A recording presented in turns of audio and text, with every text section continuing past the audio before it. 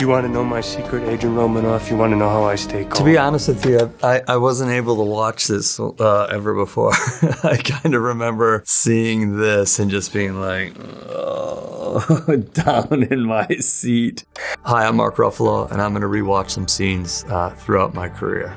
Here we go.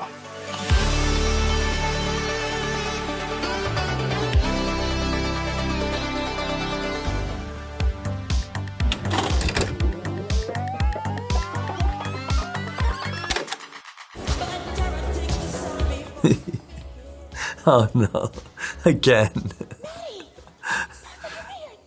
Oh, she's amazing. I don't know what I'm doing. I don't know these moves. For the love of Pete, I haven't done this before. What, are you crazy? As much as she is dragging me onto that dance floor, which was as much as she was actually dragging me on the dance floor. I did not know how to do this dance. I had such a hard time with it. Took her 60 minutes to learn this, and it took me like 4 days. Oh, God. It's such a time. Jenna, I'm sorry. I gotta go. What are you... I'm sorry. Wait, don't. What a time this was. This is sort of the beginning of everything in a way. You know, Gary Winnick, who directed this, was one of the great independent directors, and he decided he was going to cross over and do this romantic comedy and make it like an independent movie, like have all that heart and soul and thoughtfulness and try to have it have a message while still being romantic. You know, it's romantic comedy, but it really is about innocence and keeping your innocence and losing your innocence and how we rush into that as young people. I just think that resonates with everybody. Everyone remembers the moment where they lost their innocence or they wish they'd still had it. It's unrequited love. You know, it's the ending that you don't want to see in a romantic comedy, and then you get the ending you wanted to see. Having that switch up, I think, made it really special too.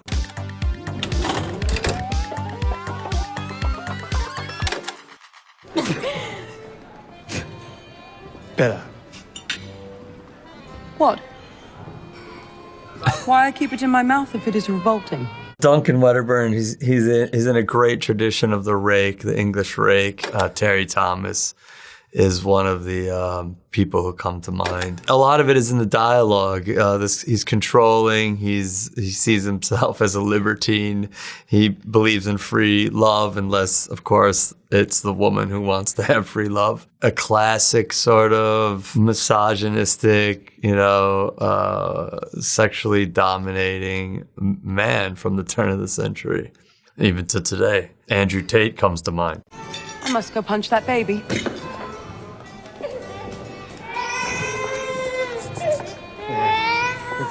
That baby was really crying a lot. I don't think it was hard for Emma to build up those feelings of anger. Your behavior is unconscionable.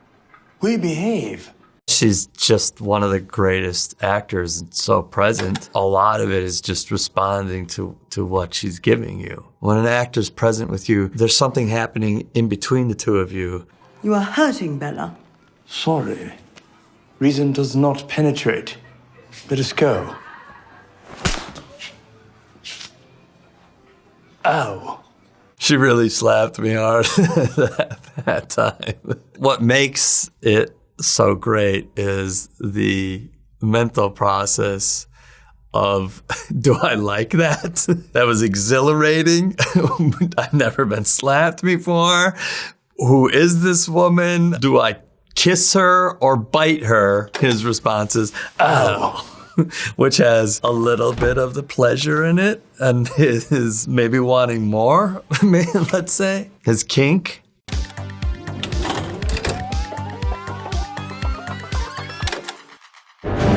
What are you doing, Mr. Stark? Kind of been wondering the same thing about you. You're supposed to be locating the Tesseract. We are. The model's locked, and we're sweeping for the signature now. When we hit a hit, I don't know what the hell I'm talking about. We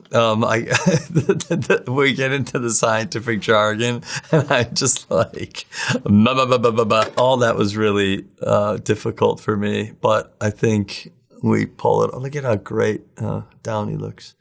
Sorry, computer was moving a little slow for me. Rogers, we gathered everything related to the Tesseract. This does not mean that we're sorry, making... Nick. What were you lying? I was wrong, Director. The world hasn't changed a bit. Did you know about this? Busted. You get a little twitchy. I'd like to know why S.H.I.E.L.D. is using the Tesseract to build weapons of mass destruction. Because of him. Me. I was scared to death. All these other guys have had movies made on their characters. I just felt like I had big shoes to fill with all of the other banners. You know, my friend Ed Norton, who was amazing. And then there's this big monologue coming. It was a tough monologue, and the language was difficult. And there's an energy in there that suits very well for where Banner is right now. You know, do I fit in here? That was me. He has to prove himself to them here. And I had to too. And that's frustrating, you know? And that has high stakes. You're on this set with those actors and you have to come through and Banner has to come through and he has to take his place within this team. That's what's playing here.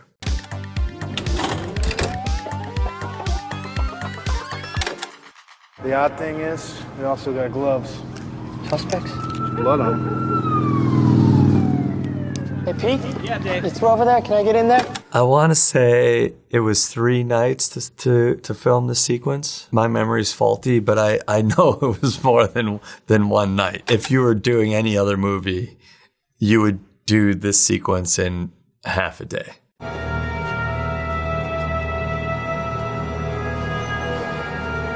But I remember this night specifically because Fincher had this idea where I come down the hill and it's like backlit.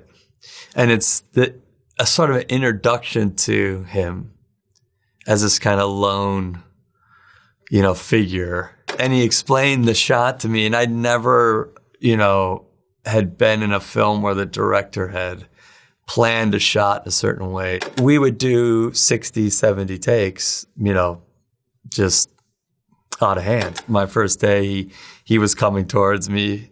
Jake and I had done it's like a 4-page walk and talk, lots of dialogue.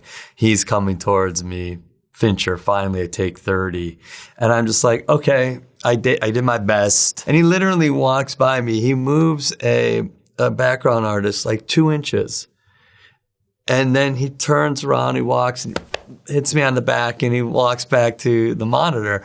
And I was like, oh, I'm only like 10% of the frame. This guy just moved a background artist 2 inches behind me. He wants this thing perfection in 100%, and I'm just 10% of it. Every movie you do, you're on a journey with a director, and the just more you can give into them and join them on their process and their journey, the better it is for them, the better it is for you. For me, that's what this was from the very beginning. In this, you had to know your dialogue. You had to know everything like you knew the back of your hand. And if you didn't with Fincher, you're in trouble.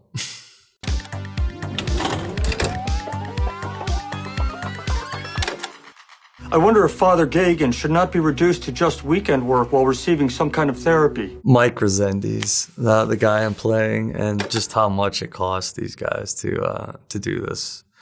And you know, they were all Catholics, and this is their world that they were exploding, and it really took its toll on them emotionally. When did Gallant write her letter? 1984. And Law just ignored it. How do you ignore that freaking letter? We got him.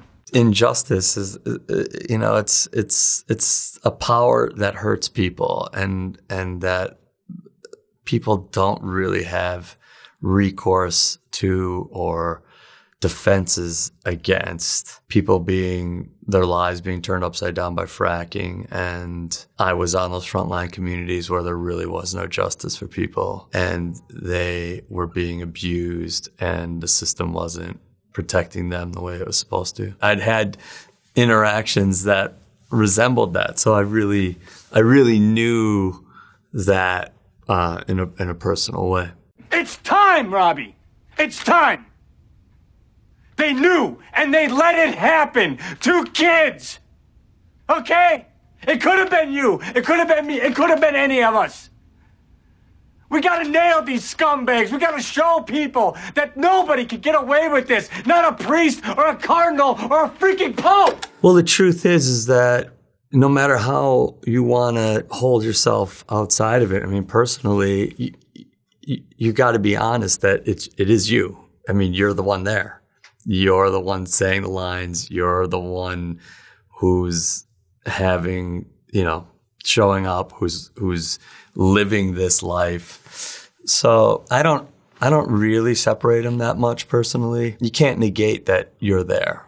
I just feel like why even spend the energy doing that? There's a sickness in thinking you are becoming that character, because that also isn't true. It's always a dance between, yourself and the character and your own experiences and experiences that your character's going through.